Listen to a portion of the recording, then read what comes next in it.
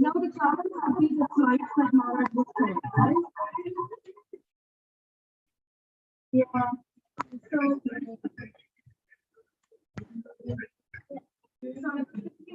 I will have I request Maharaj to the point to the office on the group.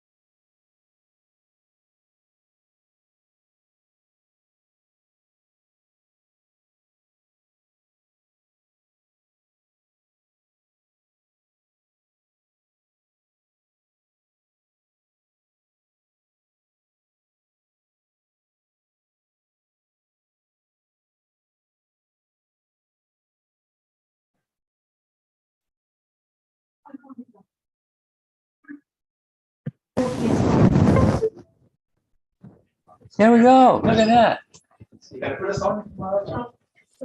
What? Because we don't have a setup where the slides in your computer could come to the screen. I was wondering if you could share the slides because we would. Because you want to do a Zoom. Oh, yes. Okay, you can set it up. You can set it up for Zoom.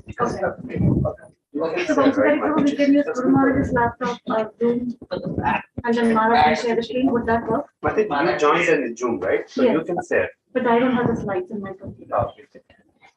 Okay.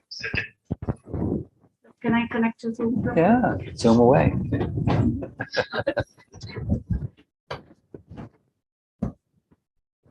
How are you feeling, Maharaj? I'm feeling just fine.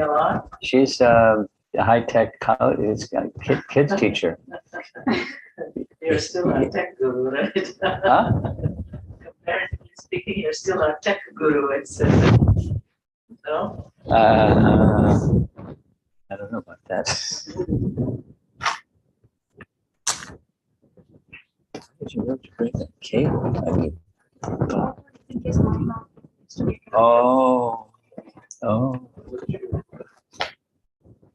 Okay, well, I could transfer the thing to your computer, but I don't have the.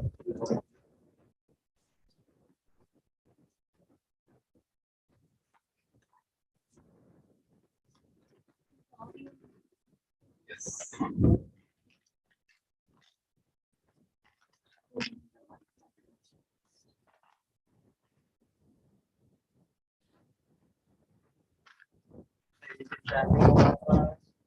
No, I'm traveling less, but some. And more by car and less by plane.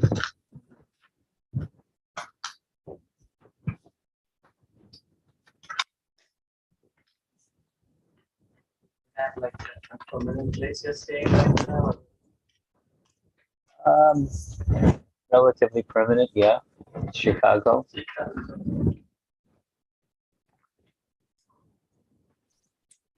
Ah.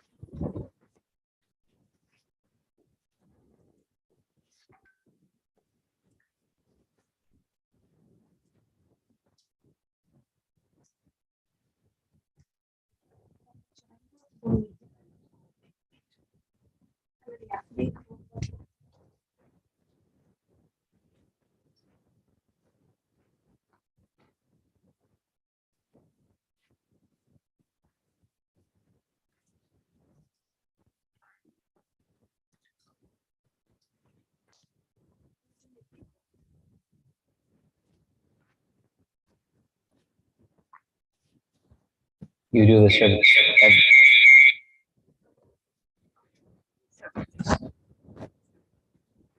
It's already, she did. She just muted it. And then I'll share my screen. You do this every day at school, probably. But this, the restream thing is new to me too much. I have not done this.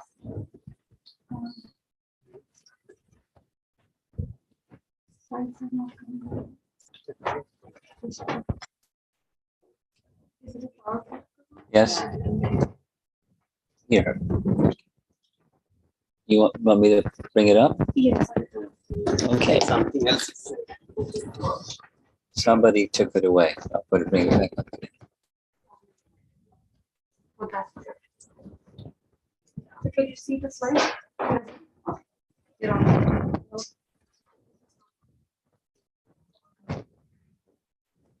Yay! Okay, Vanchudari Prabhu, we're all set. Thank you so much.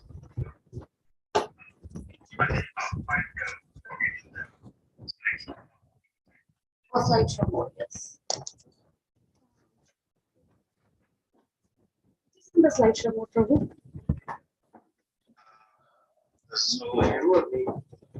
In the Zoom or in the YouTube? Are you looking at the YouTube?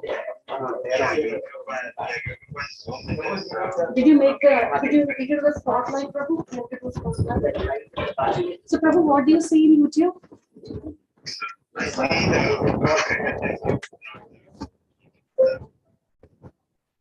Can you see the slides? Okay, Prabhu. Okay. I will see for a second. If not, we'll continue. Okay, Prabhu. Thank you, Hare Krishna.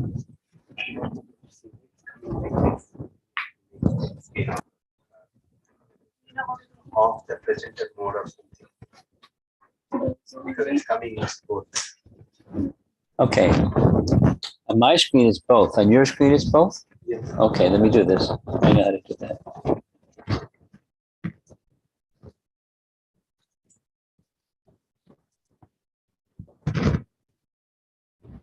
How's that? Oh, you still have both. Okay. For the next slide, is that what is the problem? No, it's Okay. Okay. showing both.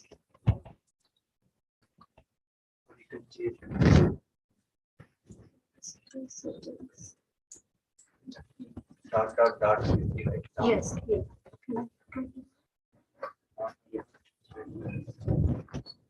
Height percentage.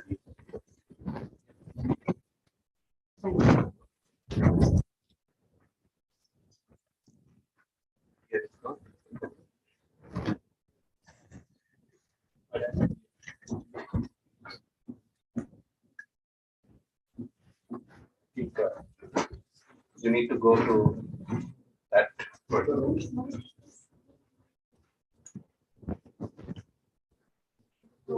Share screen. Share screen. No, the share screen is there, but dual screen. Dual screen. I don't see that one. But there's The more. one option you pull before Maharaj, Yeah. there are two screens, right? You need to select that screen. New share. Polls. Participants. Security. Pause. Apps. More. Dual screen. Oh, like Here. You do it. You do it. You do it.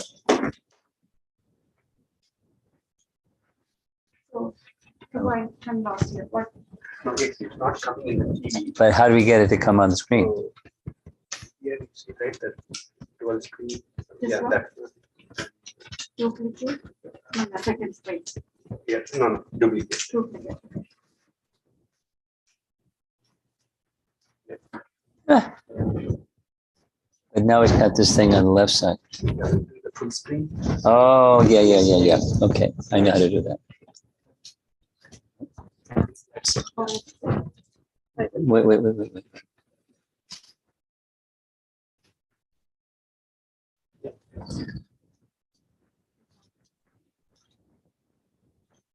Possible. So if I do this, what's? Now it's okay. Now it's okay. Ah, don't touch it. It works now. You got your notes for taking some notes? Is that what that is for? I remember last time you were taking notes when we were speaking. You planning to do that this time? Yeah, please.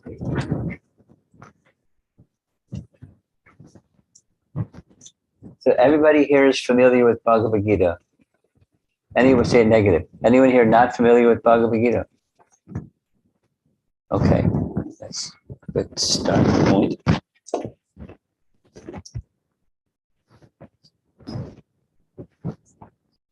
Yeah.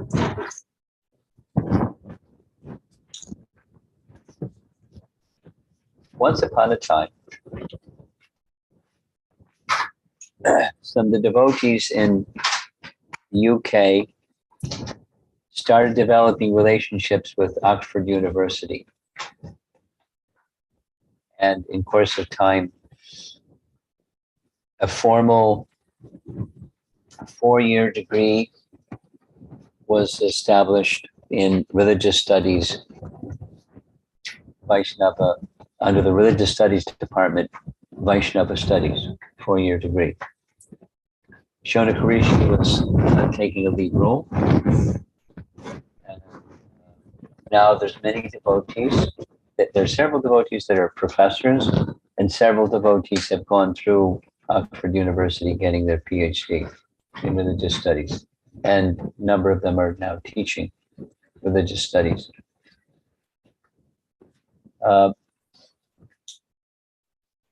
About 5 years ago or so, some of those Oxford University people, some members from the GBC, and some frontline preachers, the 3 groups got together to take what's taught in the Ivy Towers of Ivory Towers. Ivy or Ivory? Ivy Towers. Ivy, like an Ivy League. Ivy. So Ivy Towers, right? From Oxford University Heights, that's not so approachable for everyday people, to make it accessible to worldly people, the message of Bhagavad-Gita, and also to capsulize. The second mission was to capsulize for those in a leadership role. What are some of the guiding principles that those in a leadership role can draw from Bhagavad-Gita? That was the intention behind the little project, and some brainstorming and some refining, and they came up with Gita values, 6 in number,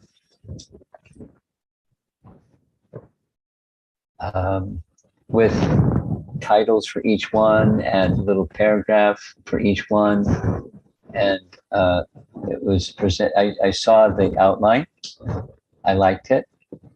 And so I decided they created it for a purpose of giving a very simplified understanding of the essential messages of Bhagavad Gita to people in the world. So I've used this model, this presentation, for different audiences where we're trying to explain Bhagavad Gita in simple terms. University audiences is a real good one.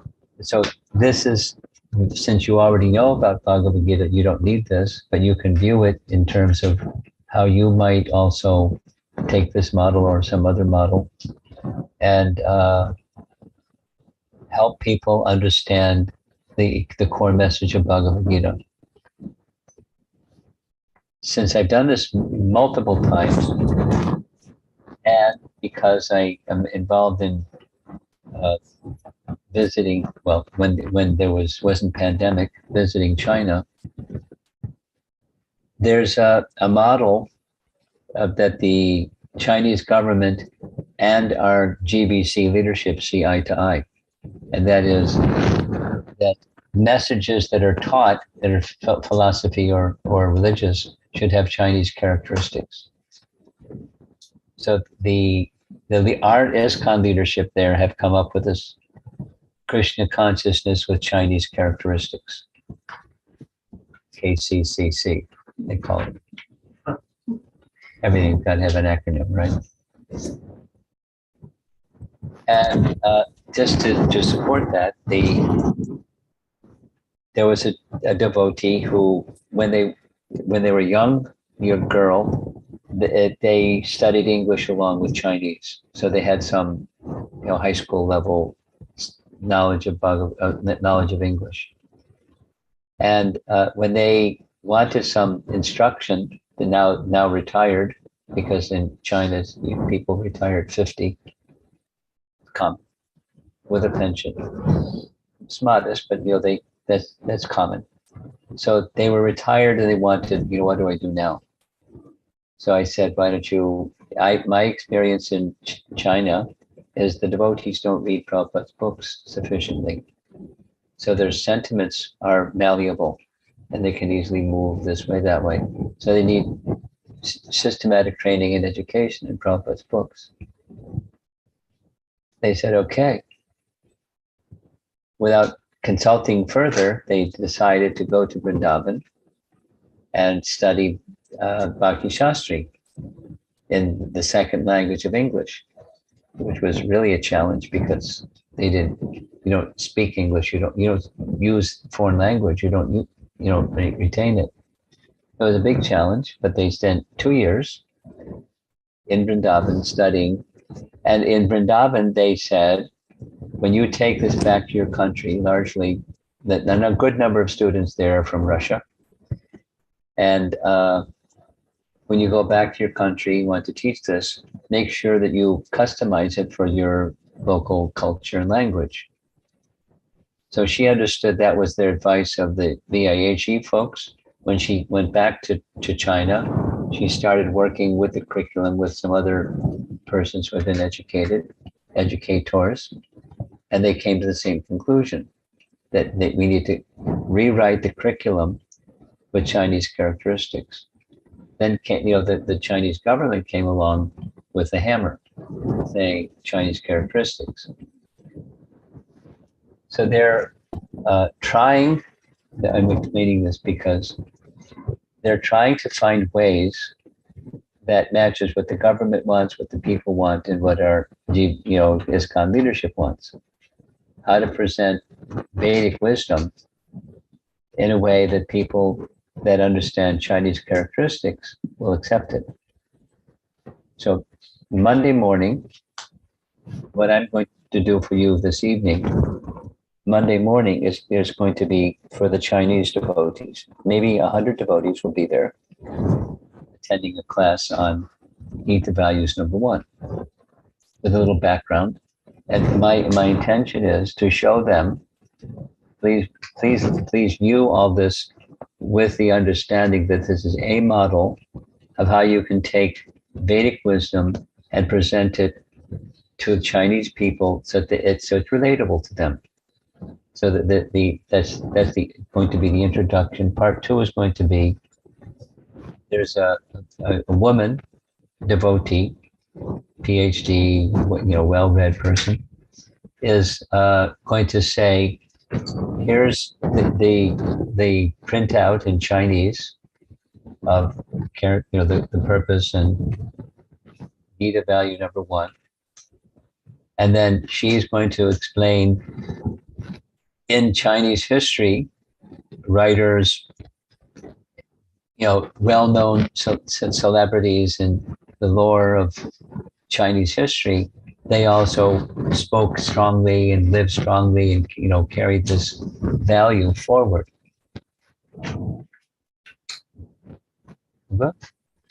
Okay. So that's 5-7 minutes of that. In China, this Gita value is in Chinese culture also, with a woman's voice. And next 3 is Kumar, who is very scholarly, and he's going to expand on it for about 15 minutes. This value in the philosophy and the wisdom and literature of China. And then part 4 is I'm going to show what I'm showing you. It's been translated into Chinese. along with the English. So I'll say, then the translator will explain these values. And then the end is questions. And the questions, they can ask any one of the three of us, the presenters. But then I'll repeat each time I do this. This is just a model of how you can take Vedic wisdom and present it in your country with Chinese characteristics. It's not the answer. It's a model that you can look at because they want to do that. They're looking for creative ways to make the message of devotion to Krishna relatable.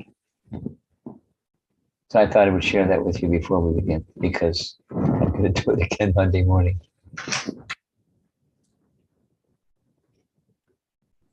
Okay, there's Bhagavad-Gita. And the first slide here says spiritual culture and its values.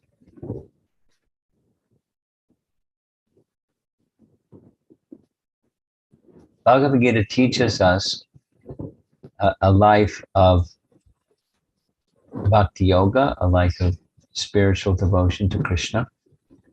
And along with that spiritual culture of devotion to Krishna, there's values. So this is going to present values. The values that are very deeply embedded in the message of Bhagavad Gita and its spiritual culture.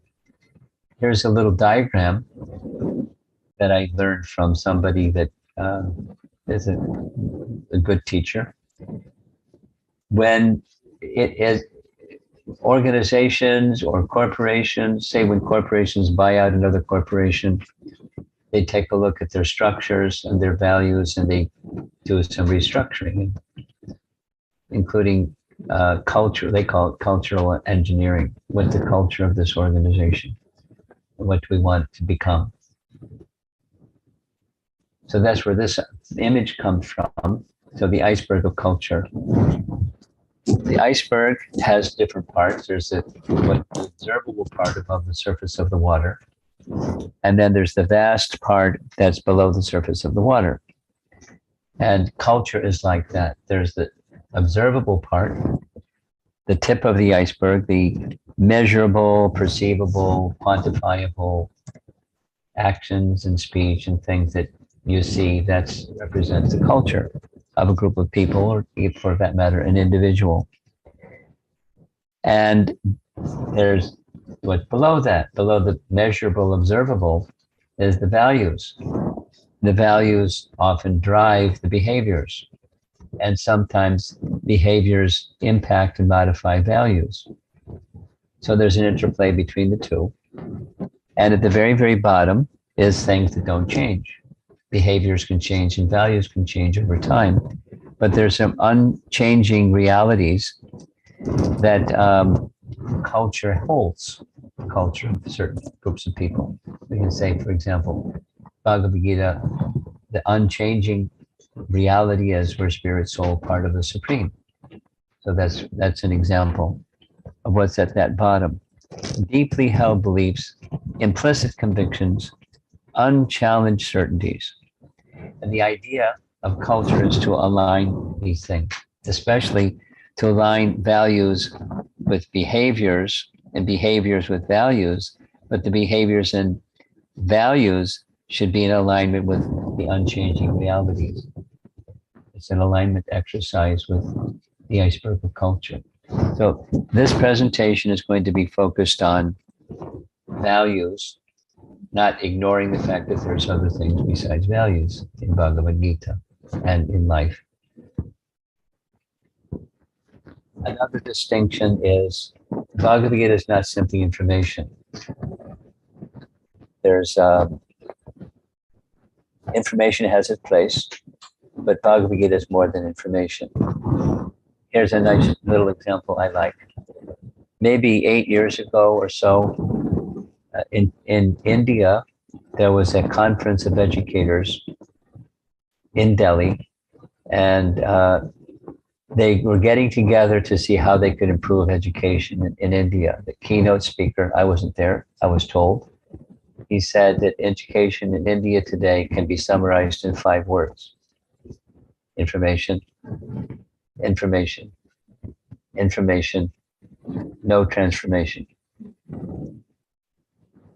And that kicked off a whole discussion, which ended up in some grants being given to people who can come up with value education, because they didn't want to say religious or spiritual. It became value education.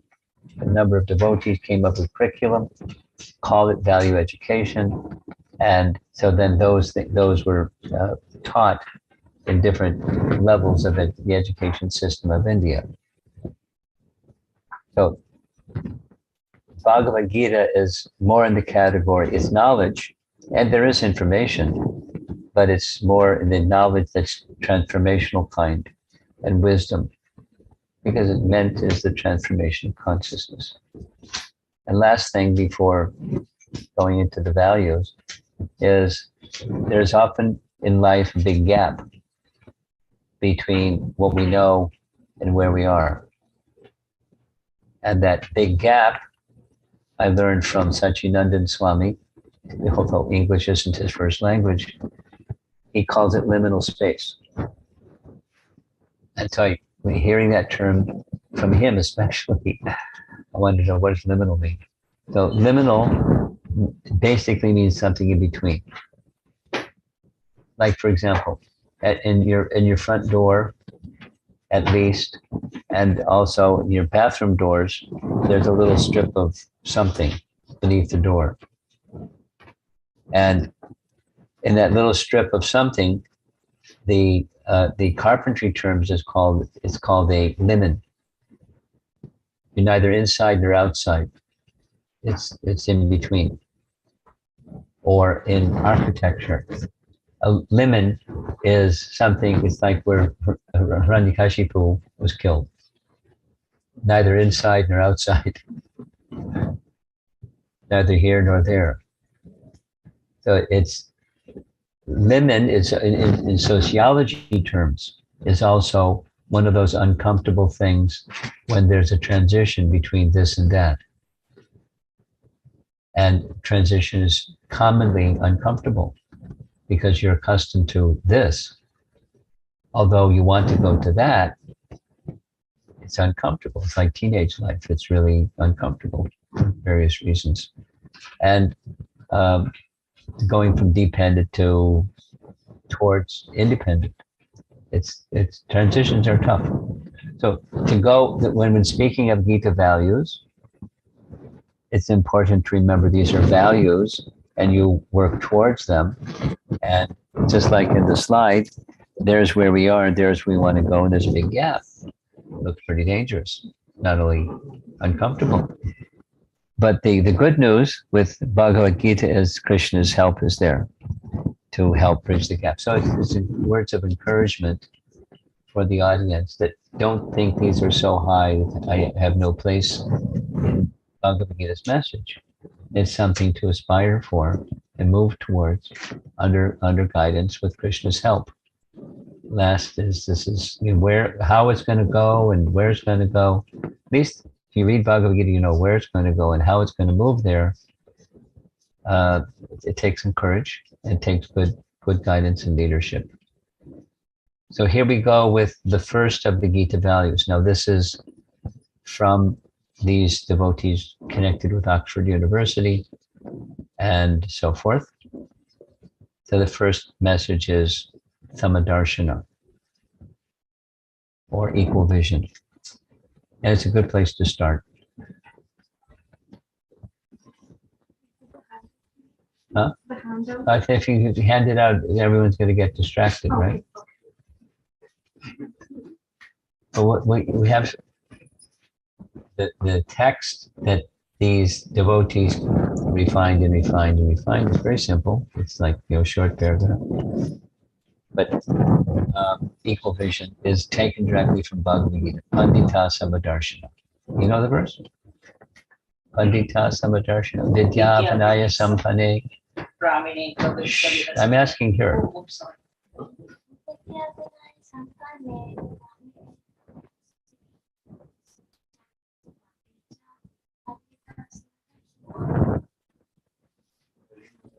Very good.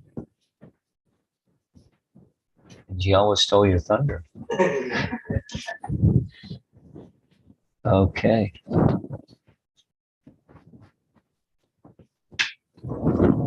Equal vision or samadarshana is a bit of a challenge. And why is it a bit of a challenge? It's a bit of a challenge because life as we know it is filled with differences.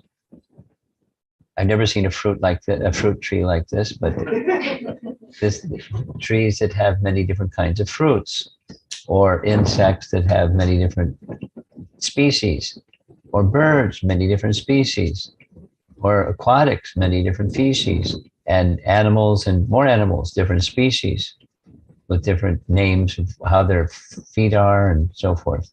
Some with hooves, some with claws, etc. Outside of the human form of life, so many differences. And yet we want to get to samadarshana. And then in the human species, gosh, so many colors, so many cultures, so many languages, so many customs, so many rituals, so much different, so many flags. Just in the human species, lots of differences. And yet we want samadarshana, equal vision. Then within certain people, there's different reactions to things that they see or experience. I like these two words. There's shrishti, that's what really is. And then there's drishti, is how you perceive what is. And aside from there's different drishti, aside from different manifestations, there are different ways of perceiving things. And then emotions that go with that and so forth. So it's a bit of a challenge with different life forms, different people, different situations. How are we going to see with equal vision?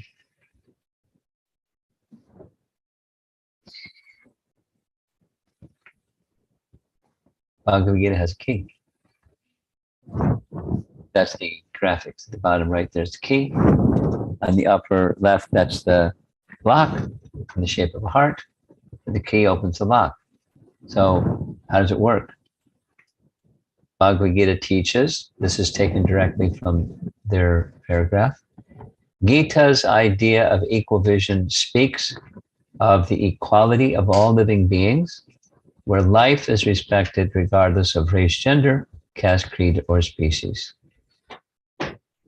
Which may go against some people that feel from India that are familiar with Bhagavad-Gita, there's a special place for those who are born in this family, or those who are born in this ashram, or this varna, etc., etc., etc.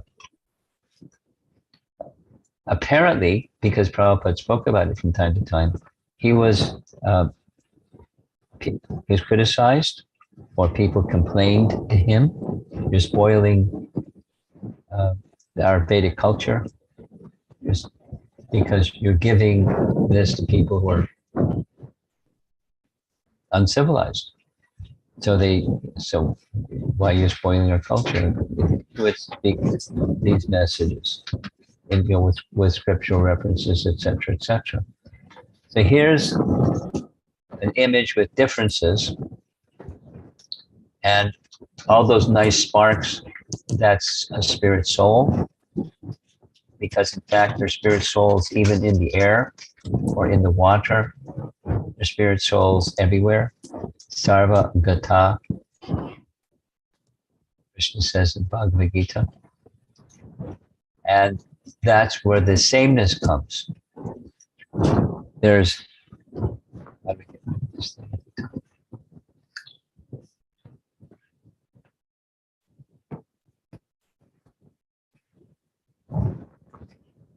what is the commonality?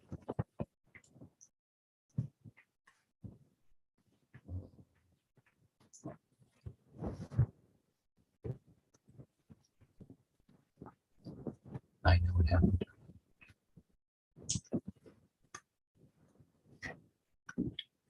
the slide is not advancing. There we go, at the bottom. The eternal, unchanging spiritual energy. That's the soul. Again, the language that's being chosen is for people that don't know Bhagavad-Gita, so we're refrain from language they're not familiar with. Eternal, unchanging spiritual energy. Okay. Well, it's not moving again.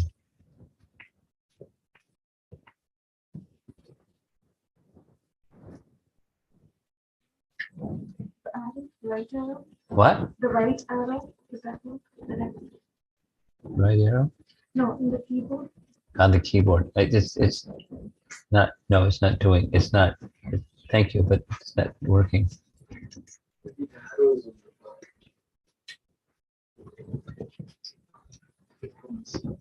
Click on the slide. You want to fix it? You look very enthusiastic to fix it. You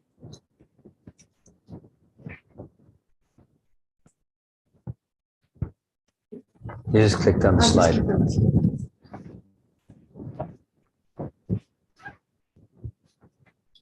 Okay, all living beings are spirit souls. Is there magic to get this little horizontal bar to disappear?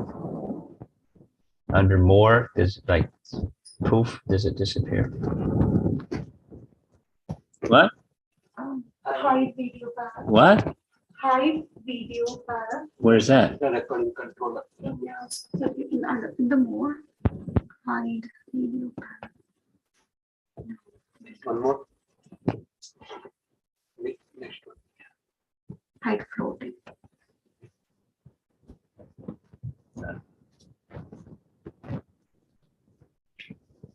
Thank you. Similar artwork from the BBT, showing at the bottom lower species, gradually going up other species. On the far upper right, devas and devis.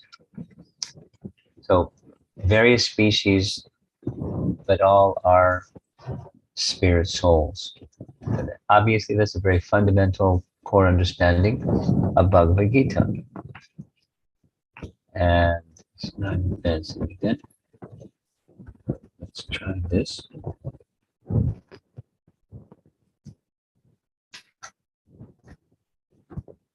Oh, I have to just click on the slide. Hey, okay. There we are. The little skinny guy, that's us. The spirit soul or spiritual being, and the soul is eternal, cognizant, and blissful. And we all know the Sanskrit, but new people may not know the Sanskrit, so that's just fine. Eternal, cognizant, and blissful. We're not human beings having a spiritual experience, we're spiritual beings having a human experience. What do you think? It's a nice photograph, huh? Cute. Spiritual beings having a human experience.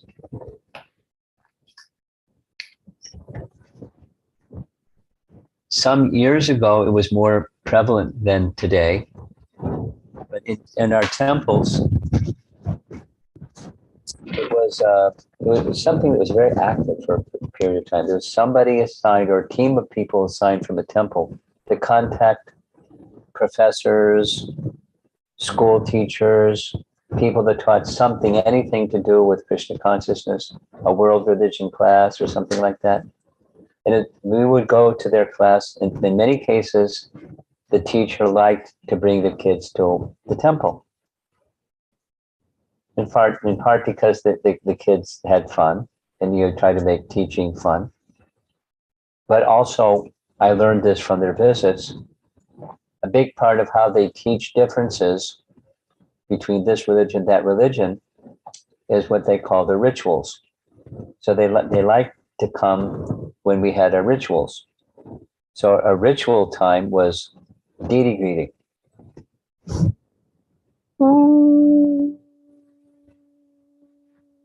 That's a ritual. And then open the curtain. They'll go into prayer. It's another nice ritual. And then we pay obeisances 3 times before the 3 altars. It's another nice ritual. They're standing there taking the pictures.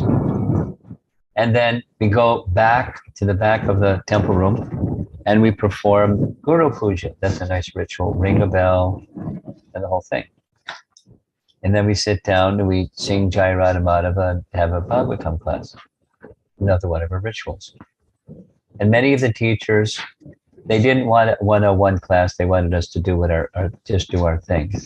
But many also wanted a 101 class. And at the end of the 101 class, there are always a certain set of answers to questions. Like, what's the meaning of the color of your robes and how come this one is different than that one? Why do you shave your head? And what's that stuff on your forehead? And all those, ritual questions. Not like, why are you doing this? So something that I learned in the course of exchange with young people, because it helped them to pay attention. And that was, tell me in this classroom, is there one person that you all understand is the smartest kid in the class? And they always look to one person. And, sometimes they're shy and sometimes they stand up and, they want to be recognized as the smartest kid in the class. So then, okay, point to your head, point to your arm, point to your leg, point to your foot, etc., etc. Now point to you. And they freeze. Or sometimes they go like this. And then the explanation, we say, my head, my arm, my leg, my foot, my elbow. Who's the I? There's the my, the object, but what's the subject? And then the teaching of Bhagavad-Gita is, we're the spark of life within.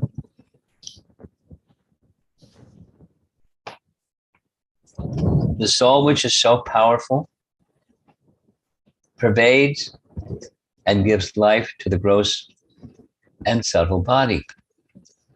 And what's the size of the soul? The size of the soul is very, very tiny. According to the Upanishads, when the upper portion, the upper point of a hair is divided into 100 parts, and again, each of such parts is further divided into 100 parts. Each such part is the measurement of the dimension of the spirit soul. Tiny. Smaller than an atom. Who's seen an atom? Nobody has seen an atom. They have ideas of smashing atoms, but they've never seen one. And the soul is smaller within every atom. So it's not visible, but it animates the body, and it animates bodies of any size, whether it's a small squirrel or a big elephant, same size, the soul.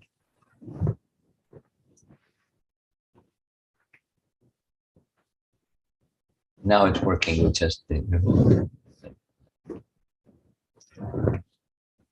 I give up. Okay, Bhagavad-Gita, chapter 15, text number 9. Not a well-known verse. You probably don't know this one, right? You do? Oh, you want to recite it?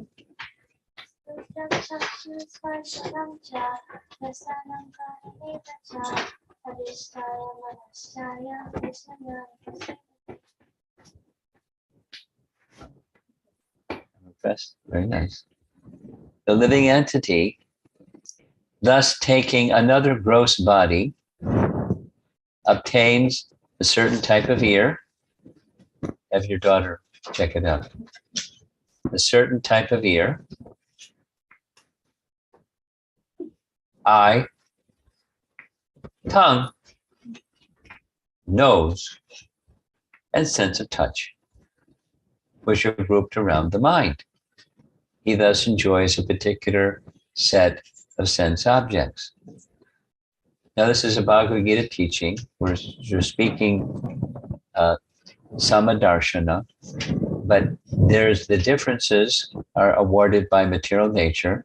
Human form of life has well-developed senses, all 5 of them. And even there's all these differences, there's everything that's still, it's resting upon the amazing spirit soul. Okay, now here's Bhagavad-Gita, chapter 3, verse 38. The consciousness of all living entities is covered by illusory energy. And there's different kinds of coverings or qualities of coverings. For example, from the purport of this verse, sometimes the covering is compared to the embryo covered by the womb. That's a more intense degree of covering than the next 2. Like a tree, it's very covered. This is, a mode of nature. And it's sometimes the covering is compared to mirror covered by dust. It's a little more light than the embryo covered by the womb. And animals are a little bit higher in the evolutionary scale of coverings. And then the human form of life is compared to fire covered by smoke, but still covered. Covered in different qualities or ways of this, the soul, the consciousness of the soul being covered. Therefore, now we're at the Samadarshana verse. The humble sages, by virtue of true knowledge, see with equal vision a learned and gentle Brahmana, a cow, an elephant, a dog, and a dog-eater. You probably know that verse too. And we recited already.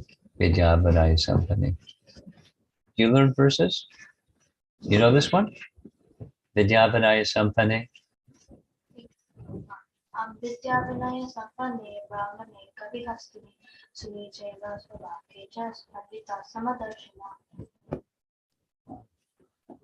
I wish when I was your age that I do these Bhagavad-Gita verses.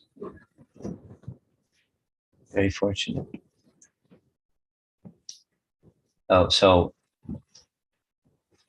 Gavi, Hasti, Swapaka, the dog eater, and dog and a dog eater. That dog eater fellow, I wouldn't want to meet that guy. But seeing, although there's differences in covering, seeing the soul, that's the basis of the Samadarshana quality. And when that's there, vision of personhood to all links everyone to the divine grace and consequently with each other. Now notice languages, the God word is out and the divine grace is used in its place for different audiences, obviously. Equal vision begins with seeing ourselves as what we are and seeing other living entities as who they truly are. So there's the magnifying glass, taking a look at that skinny guy again. And that's who we truly are. There's a covering, it's not who we are.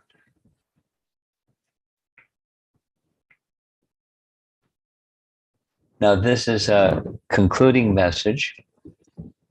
It's meant for some reflection. So those of you who are reflective, thoughtful individuals, what are some challenging situations where you feel that you cannot see different people with equal vision? And even a little more challenging, think of one person in your life with whom you have difficulty now or in the past. Write down the incident and how you felt at that time. And then, with your inner vision, consciously see that person as spirit, soul, no matter how they may have behaved externally. And then write it down, how it changed your feelings toward them. Now, I've done this at universities multiple times, and the feedback and the discussion phase, because we gave them some time, and then even let them have a little interactive session. Go break up in pairs, and you discuss with someone. And the feedback at the end, the question answer is just like that was very powerful. And one can actually feel differently towards another person. I just had this happen. It happens regularly, but it just happened where somebody was hurt by something another person said and did. And they were really hurt. I mean, I think they were overreacting, but anyway, they were feeling really hurt. Who knows what was triggering that really hurt position.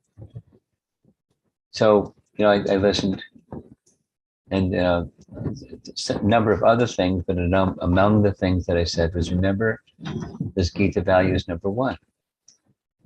And just close your eyes. Don't think of the behavior and your hurt due to the behavior. See the person as a spirit soul. And other things, a number of other things. But it's sama darshana is powerful. We'll say it the negative. That the suffering that people have in life has everything to do with ignorance. The Vedic conception is the root cause of suffering is ignorance. The Buddhist conception, the root cause of suffering is desire. So the whole thing, a major thing of Buddhism is strive to become desire less. And desire less means nirvana. What's nirvana mean? Cessation of material existence. When you cease material existence, but you don't have a conception of the soul, where does that leave you? Nirvana. It's a state of nothingness. Because the pain is gone, because you no longer have desire. Anyway, there's more to it. I'll go through it a little bit more. In order to become free from desire, what's recommended? It's the Eightfold Path of Buddha, but it comes down to two things: framing your life in the quality of goodness, compassion, charity, nonviolence, cleanliness, simplicity, mode of goodness. Live your life in the mode of goodness. That's the incubation chamber. And what goes inside is striving to be in the moment. It's a very popular phrase these days. Mindfulness, which means being in the moment. And by that process of meditation and doing whatever you have to do in your life, by mindfulness and being in the moment, when you get really good at it, you're in the moment, and you're in the moment, and you're in the moment, and you're in the moment. And then you go on the other side of the moment. What's on the other side of the moment? Enlightenment, or nirvana, or cessation of material existence. The Vedic conception is the root cause of suffering is ignorance. From ignorance comes ignorant desire, because desire is of the soul. So you don't annihilate the soul or anesthetize the soul. The antidote for ignorance is to know who you are. And from ignorance comes ignorant desire, comes ignorant behavior, comes suffering. So the antidote is to remove ignorance, but then you have to know who you are. So in the yoga process, they're simultaneously decreasing and increasing. decreasing the mood of trying to be the enjoyer falsely of that which is Krishna's property, and replacing it with recognizing this is Krishna's property, let me engage it in Krishna's service. Let me let go of the false ego and accept my true identity. That there's desire minus ignorance. What a relief, huh? Okay, that's the presentation. Sama darshana, seeing with equal vision. It has its challenges, but there's the value. Remember, there's behaviors. This is just focused on the value. Values drive behaviors. Behaviors influence values. And then there's something that supports the whole system. Unchanging realities that you hold deep inside. Beyond, like, let's say, in the value thing is your mission statement. Some people I know, periodically, they go through a remote situation at just some dedicated time, and they're trying to realign their goals with their values and what they understand their mission of life to be. That's a good exercise. Because if we don't do it, it's really easy to get, you need a spiritual chiropractor.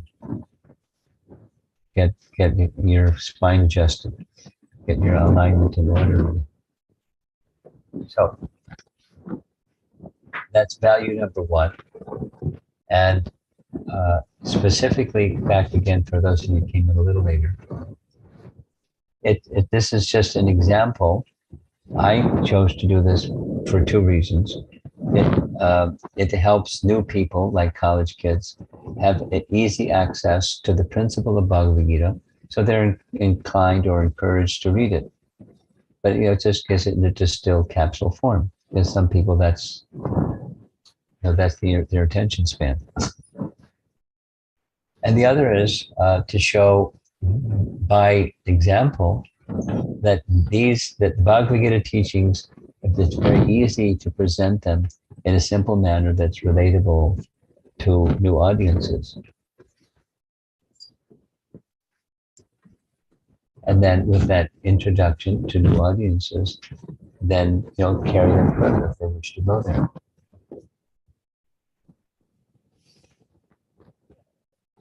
A core principle that Prabhupada lived by and passed on to us was these two things: receive and give.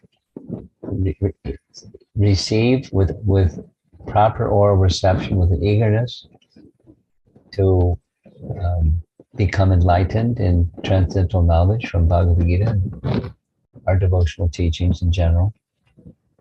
And with that purification that comes, enlightenment and purification, then to do something out of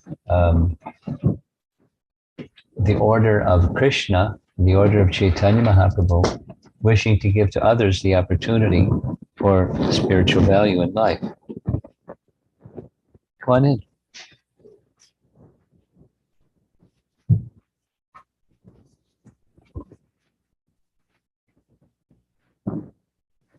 Good thing COVID is kind of subsided. We couldn't do anything like this for such a long period of time. Still good to be careful. Put your mask on.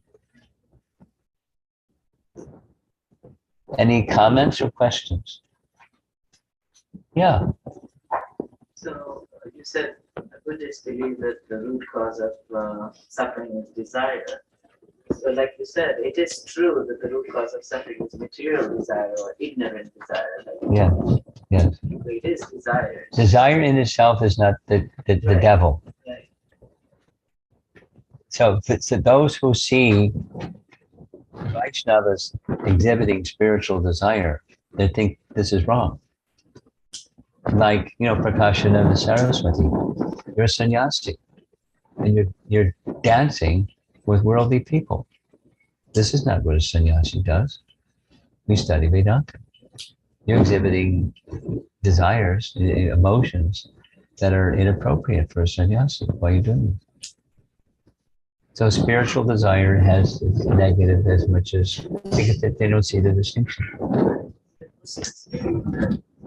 Yes, thinking it's bad. Yeah, it's frivolous. And actually, in the spiritual world, every step is a dance, and every word Yeah. is So the problem is not desire. The problem is ignorance.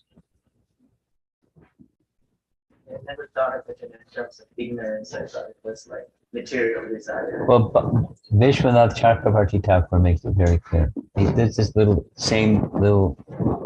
it's a refutation of Buddhism and establishing the problem is not desire. It's ignorance. And then ignorance influences everything. Tamagun influences everything. And everything becomes spoiled. Others? Comments? Yes. Hare Krishna Maharaj. You talked about Buddhism and Nirvana. So, is there any connection between Buddhism and Krishna consciousness? Of course. There's many. I mean, here's one. Buddha is an incarnation of Krishna. That's a big connection. So there's a whole list of things that they're almost identical. And then there's another list of things that are quite different. And why are there things that are quite different? Because there was a purpose in Buddha coming when he came to do what he did. And so there's differences. But there are some fundamental principles are even that because although Buddha rejected the Vedas, he used many of the Sanskrit terms that are from the Vedas or within the Vedas.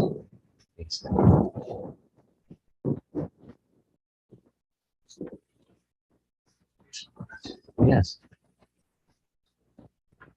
Samadarshana. So,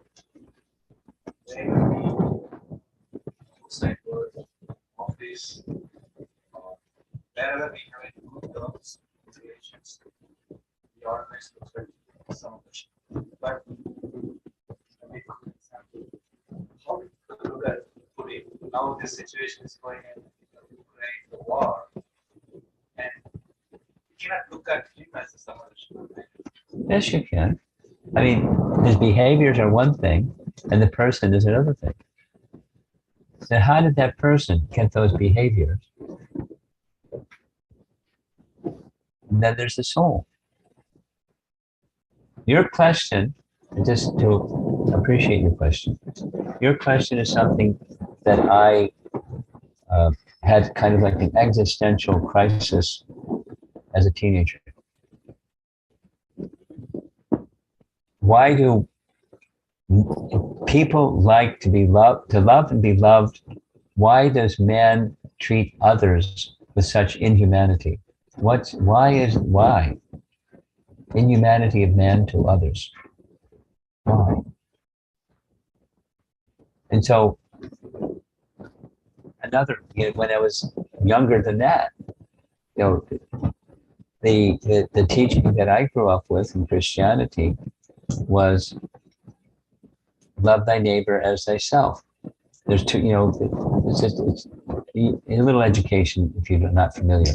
In Christ's life, there was a thing called the Sermon on the Mount, and his disciples asked him one of the questions: of all your teachings, what's the most important? Love God with all your heart, with all your mind, with all your strength. Love your neighbor as yourself. And I felt I'm a failure. Because when people do mean things, I never like bullies. And when people do mean things, how am I supposed to love that person? I was like, there's something wrong with me. Or I'm not a good Christian. But I definitely don't like bullies. It's not that you have to like the behavior or be neutral toward the behavior. But you see that the soul different the behavior. Because the soul is different.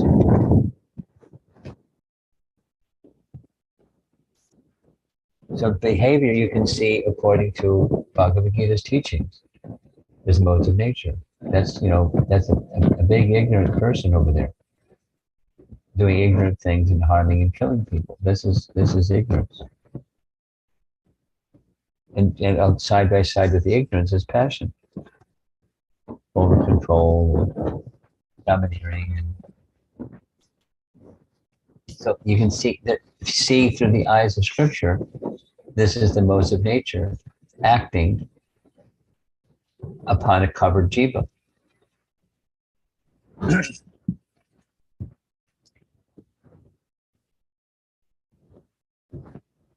To say the same thing in a different way. When you see with equal vision, it doesn't mean you go and embrace a tiger. Your behavior should be appropriate for the tiger. Your behavior should be appropriate for humans. The behavior towards, our friend over there that's creating a war. Our behavior is going to be different. But he's spirit soul. Hurting a lot of people, he's going to have to pay for those behaviors.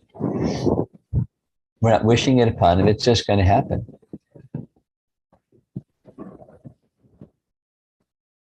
Does that help you? You don't look happy yet.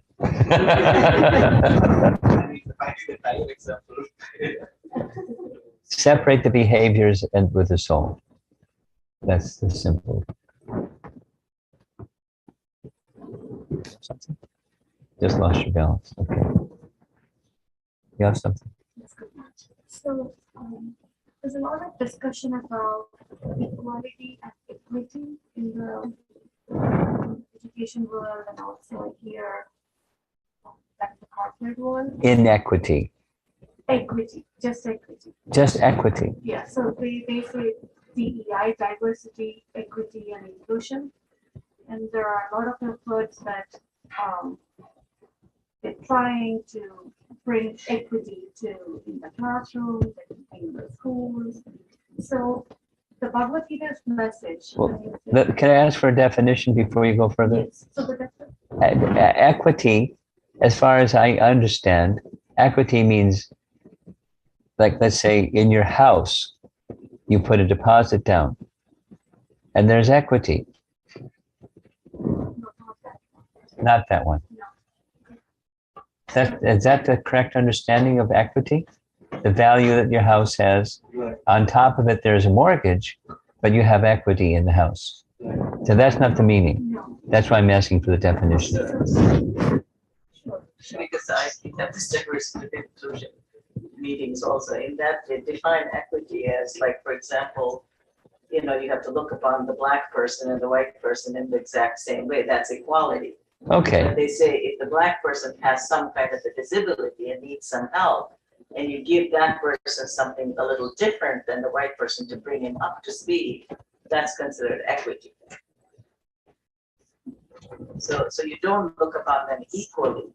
You look upon them who needs is more, then you help them with their needs, and that is treating them more equitably and not treating them equally. So level playing field. Yeah, level playing field. Create a level playing field. Well, The resources are the same. So you provide more resources to those resources who to the person who needs it, that's considered equity. So supposing there's somebody, just to get clarity on what the term means and how, or at least how it's being used today, just to get clarity. Supposing there's two children, both have the same illness. One comes from a poor, or disability or whatever it is, and one comes from a poor family, the other comes from a wealthy family. So although it's the same disability, when you have resources, you give to the one who has less resources because there's a greater need, because from their family, the wealthy family, they can take care of their needs. So that's making it even playing field because the resources are less. That's the idea. Right. So they're trying to create that in the school. And what's the field that you have where they're teaching this? Oh, in corporations. In That's a corporations. very, very, yeah. What's the application? What's the in corporations? I can understand in school. What about corporations? How does it? In corporations, they feel like, we hire a black person or we hire a white person. The white person might need a little more help, in coming up to speed, or like maybe they come from schools or universities that come from poor neighborhoods or something. They may not have the exact same background as someone who came from Harvard, So they try to help them, give them training in such a way that it's more equitable and give them a level playing field. Okay. Wow. So, That's pretty high bar. I'm not saying it happens so generally speaking, as I Let's said, just talk. but yeah, to some degree. Just talk. Yeah, like they. It's a value. Kids, yeah. Whether it's behavior is there or not, it's a value in principle to try to do it. Okay. but they use the word equity instead of equality. Say it again. They are using the term equity instead of equality. Okay. So, may I ask the question? Yeah, I'm sorry. So the question is, the Bhagavad-Gita's message, equality, It's on the spiritual plane. vision platform. But we see that based on the different situations that a living entity has gone through, like in this lifetime, and the kind of trauma and the challenges somebody had. That's something else. Those are the coming values. But this initial value is seeing the individual as a soul, and that's not balancing anything. Whatever their background is, goodness or badness, or this species, that species, this color, that color, this fragrance, flowers, and it's darsinah. It doesn't mean you can't see differences. Doesn't mean you switch the intelligence into the off position and all you see is the smoothie. You see differences. And there's the soul, and everything is resting on the soul. That's my understanding of what darsinah means. Vidyavanaya, that same verse. The differences are mentioned, but there's equality because of the soul on the spiritual platform. Differences on the material platform for sure.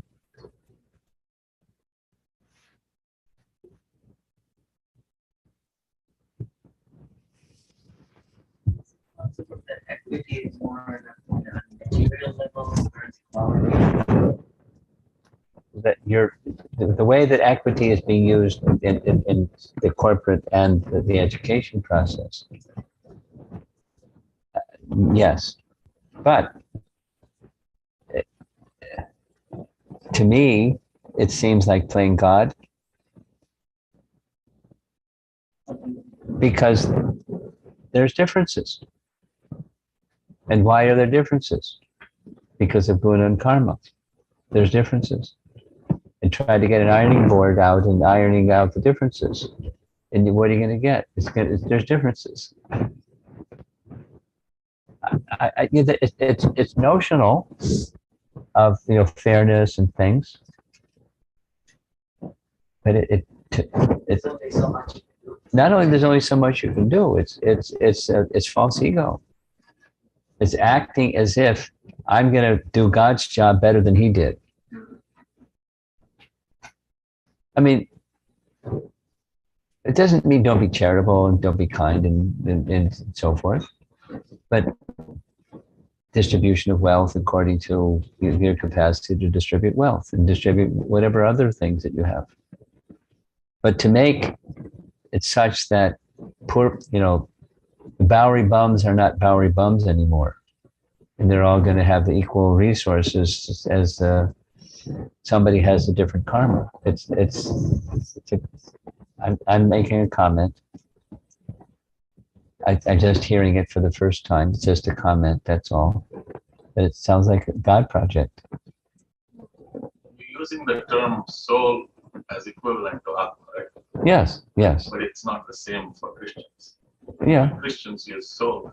They say soul is there only in human beings, not in animals. Well, there's different Christians that say different things about that too. Because my supervisor was a Christian. He told me it's only in human beings. Animals don't have soul. Yeah, but I'm responding. Your supervisor and the next Christian and the next Christian may not say the same thing. It has been changed during after post-Augustine. Not only that. I mean, growing up, if I ask my priest, do animals have soul? The answer is yes. I didn't have the end. I mean, I don't want to get stuck on this point. They say that the animals are put on this earth for them. You say, they say, and my response is, there's all kinds of different Christians out there. And I don't want to go through it again. Not, one person saying what they say, or a number of persons saying, there's all kinds of diversity. All kinds of diversity. So, not all say what you heard. I know that there's some that do say that, and there's some that don't say that.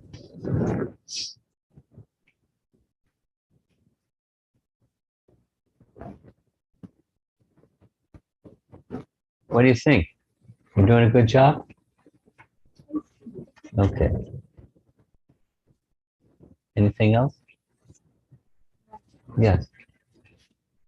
Like when you see the equal vision, like when you see about seeing the soul in everyone's heart, Yeah. like the super soul, when you see that before we are seeing that in the form of a body, right? Like they are different. Then when we start seeing them in they are equal, because of the soul. Yes. So how that the change of the feelings which comes from our heart, right? Yes. The feelings Yes. is what? It is related to body or related to soul. It's you can see the distinction. You have feelings about people. I have feelings about people who are bullies, but I also have a feeling about there's a soul inside, and why are they being a bully? Probably they've been hurt, and they're getting back. The victim has now become the perpetrator, and they've been hurt. That's why they're being like that. So I don't like, I have a feeling, I have some compassion for their bully-ness. And I have it, it's quite unpleasant because it's mean. We don't like people to be mean to other people. So there's different feelings, spiritual feelings. How do we evaluate these things? Is seeing through the lens of Scripture. How does Krishna see Duryodhana?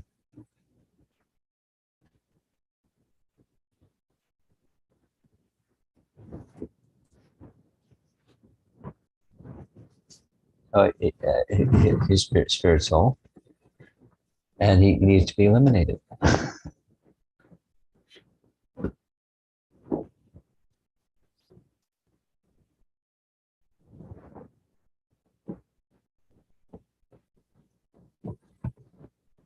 Anything else?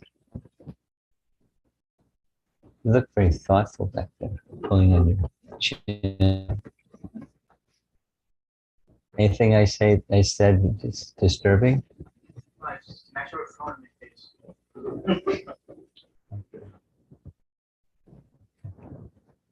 All right. Thank you very much, Bhagavad-Gita.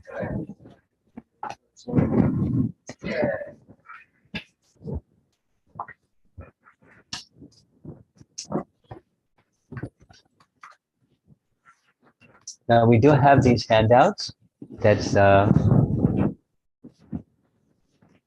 this nice little paragraph that the Oxford University people put together.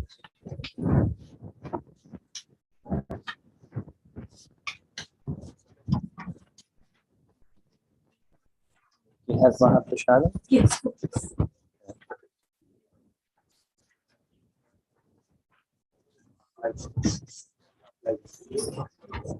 Actually, just like the arti, so. There sounds like they really want to do arti, but now it's better time than when in the beginning because there was hardly anybody here. They do. Huh?